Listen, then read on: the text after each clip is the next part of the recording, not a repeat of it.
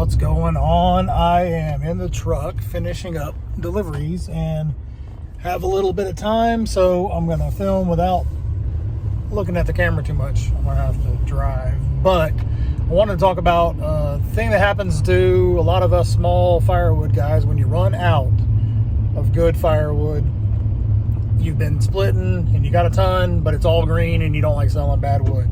So let me talk a little bit about firewood arbitrage.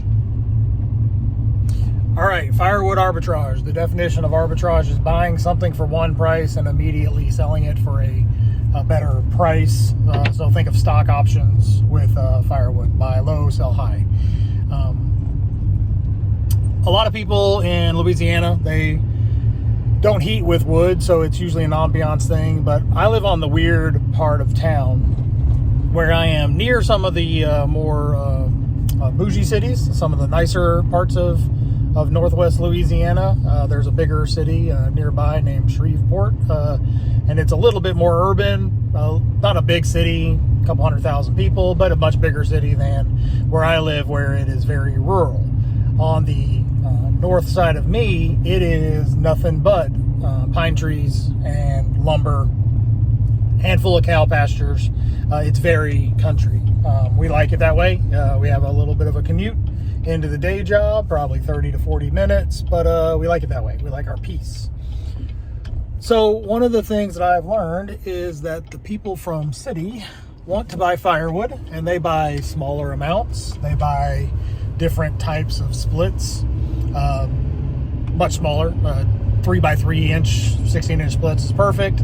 They're using it for ambiance. They're making s'mores. They're doing campfires. They're not heating with wood like they do up north. Now, my people up in the country, they split much larger, 24 inches, big chunks. Usually they're 5x5, if not even bigger splits. So one of the things that I do at the end of the season, when I've made all the baskets that I can make and I've sold as many as I can, and I'm starting to refill for the next year, is that when the first cold snap hits, everybody wants firewood and they're willing to pay the premium price. So a lot of times I will go and I will take a look at some other options for firewood. I have a way to transport it. Firewood is a volume business. Logistics can be challenging because to make enough money on firewood to make it worthwhile and worth the gas and worth the time, you really need to be able to get more than a truck bed full. You need to be able to get a dump trailer full, or like I just did recently, a truck bed full and a dump trailer full, stacked as high as I can fit it.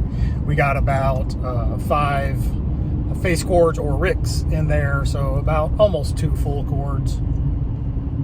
So what I do is I will contact some of my more rural folks. A lot of times there's some older farmers, there are guys that live out in the country that made some wood, and I try to go by and take a look and see what kind of product they have. So I got a couple of tips for you if you're going to try to flip firewood, things you want to be careful about. Facebook Marketplace is very challenging. To make some money with firewood, there are a lot of folks that just believe all you need is an axe and a chainsaw. Split wood on a Monday, you sell it on Monday afternoon for hundreds of dollars and you get quick cash, and then you'll never hear from them again, because that's all they're looking for. They're looking for quick cash. They got a tree down on their property, they borrow a chainsaw, they have a small chainsaw, and they split it up, and it's green as green can be. It's terrible wood. It's got a lot of rot in it a lot of times. The splits are amazingly uneven. Some are 24 inches long, some are 12 inches long, some are 5x5 cubes, and some of them are basically sticks.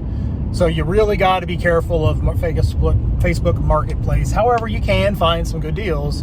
What I tell people is, if you're going to ask about firewood on Facebook, you really have a few questions lined up before you commit to buying. Ask them questions about the size of the splits. Ask them questions about the moisture content. Ask them in percentages. Don't ask, how long's the tree been down? That's irrelevant. The tree can be down in log form for a year or two, and you'll split it open and it's still 40% moisture in the middle of it. We've got videos to show it and prove it. We got some post oak rounds. from tree service after we got a full post oak tree they pulled out. Well, these rounds have been cut into 24-inch rounds. They were big beefy rounds. The outside was so gray, big cracks in it, you could stick your whole hand in there. So I was assuming that wood would be nice and dry. We split it open, and you can go back and look at a previous video. I might drop a link for it in the comments. But that moisture content was over my moisture reader, which maxes out at 55%. So I mean, that stuff was as green could be on the inside, even though it had sat for a year. So when you are asking for firewood, don't bother asking people how long the tree's been down. Ask them, hey, with a moisture meter, what is your wood measuring in the middle? And if they don't tell you, hey, it's 20% and below, or I measured it and it's 22%, but I've got it stacked and it's getting plenty of sun and wind, then they don't know what they're talking about, and you're going to end up buying bad firewood. You're going to have a bad experience. It's not going to start. You're going to have to use a ton of kindling. It's going to smoke like crazy. I've had wood that I've bought from Facebook Messenger in the past, and it's boiling out the ends. Like, it's just, once you get a fire going on coals, all wood will burn, but the question is, does it burn hot? Does it burn well? Does it smoke a lot? Does it have the right aroma? All that jazz. So when you're talking to somebody on Marketplace, you're talking to somebody about firewood, ask them questions. See if they know what they're doing. Ask them, how do you split your wood? Is it with axe or with a hydraulic splitter? Not to say that one's better than the other. There's a lot of old school guys that talk about splitting cords of firewood with an axe. Good on them. But if they tell them, oh yeah, I've got a Easton-made hydraulic splitter, or I've got a Rugged-made, or I've got a Tractor Supply County Line hydraulic splitter, at least you know they know what kind of machine they got. At least you know that they're probably taking it a little bit more serious because they've invested a little money into making firewood, as opposed to just making do with a splitting maul and an axe.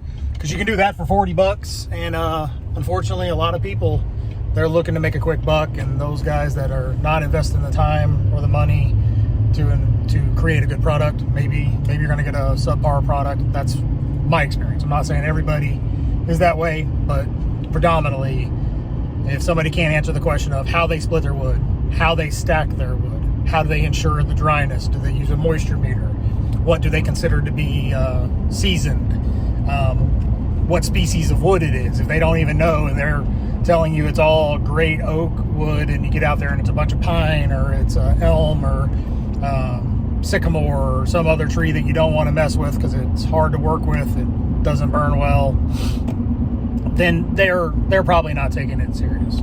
So I always recommend that if you're going to buy firewood, you ask those questions. Do it online, save yourself a drive, save yourself putting yourself in maybe a situation. I've picked up some firewood at some sketchy places. Some folks that middle of a downtown area, and I thought I had the wrong address, and sure enough it's in the backyard, and it's just a down tree that they've busted up with an axe. And now I'm thinking about the logistics of, great, I'm buying firewood from you at a little bit of a discount, but I've got to haul all of this through your gate, dodging your dog piles, hopefully not getting shot, loading it in the truck, and that takes time, and that puts you in a situation for longer than you need to be. So always try to ask those questions online first, and then if you get a good warm feeling, you feel like they know what they're doing, then you go and you take a look at it and you scout out the product before you pay for it. I don't care what people say on Marketplace. I don't care what they charge. I don't care what they think they've got. Put your eyeballs on it first and test the product and make sure that it's good before you invest any money, because Louisiana is a little unique.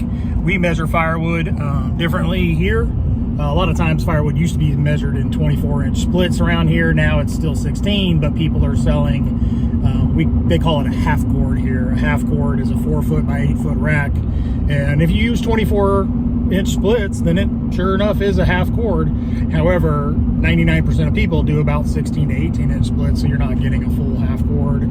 That's a rick, and that's what I sell it at. But you'll get people that'll say, I got a cord of firewood, and you get there and it's barely enough to fill a truck bed full, so it's more like a third of a cord. Man, there's a bunch of things that you can do wrong, but if you want to make some money on flipping firewood, in summary, scout it out, ask good questions that show that somebody knows what they're doing with and doing with their firewood. And then, sure enough, look outside the metropolitan areas, look into the country areas. A lot of times you'll do exactly like I did this morning. I found a great gentleman in a nearby town. He had a post oak tree go down on his property a few years ago. He used his tractor splitter to split it up. I asked him the length of the splits. He told me they're 24 inches, 18 to 24 inches. I asked him the, how girthy or whatever, and he said, oh, they're 4x4. I asked him how much. He said, I've got exactly 4 face cords or 4 ricks. It's stacked. It's in my barn. It's been stacked for over a year and a half. So when I had talked to him at that point, before I even laid eyes on it, I knew this wood was going to be good and dry. I knew he knew the species. I knew the post oak is good for my barbecue customers. But I added in the fact that it is huge compared to the wood that I normally sell.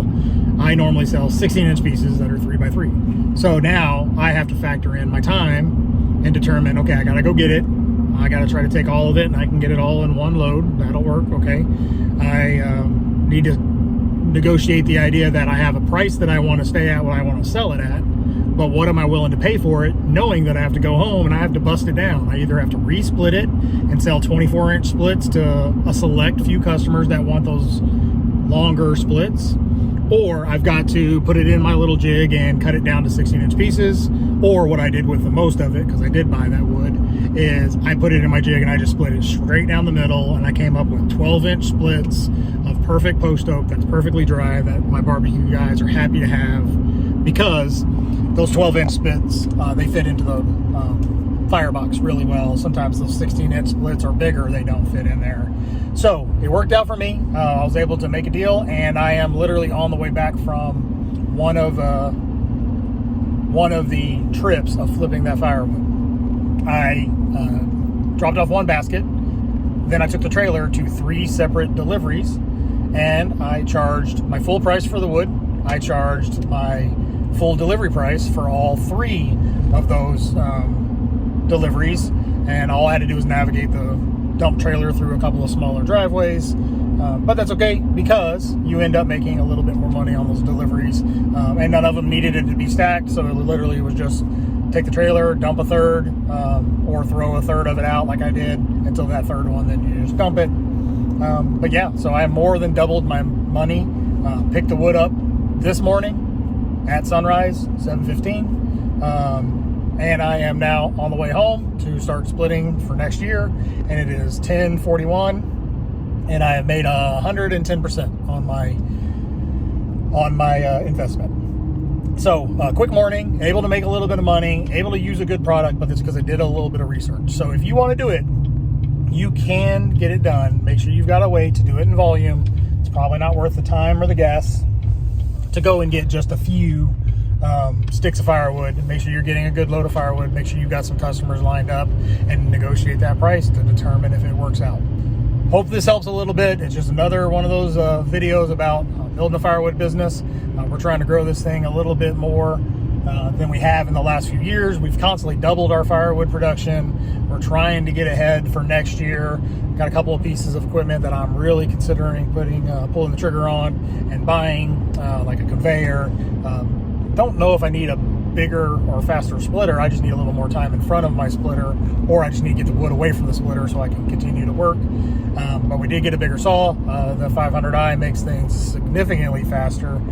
That's probably the first piece of equipment I should have bought, but the first piece of equipment I really bought, in addition to the dump trailer, which makes life easier, was the Rug and Made, and that was a great little piece of equipment, and it's really working. And until I bring in a second person to help me split, I'll probably keep it as my primary splitter, but we'll see. So anyway, this is a little bit of a business kind of conversation on firewood arbitrage and how to flip firewood and make a little money. Hopefully you learned something. If you did, subscribe to the videos, click the little bell thing, and it'll tell you when I post new videos. That's another area I'm trying to grow, being a little more consistent. So hope this helped. Give me some thoughts on what you think about flipping firewood. Is it cheating? Is it a waste of time? Love to read those comments, and I appreciate everybody that engages with the channel. So thanks. Bye, guys.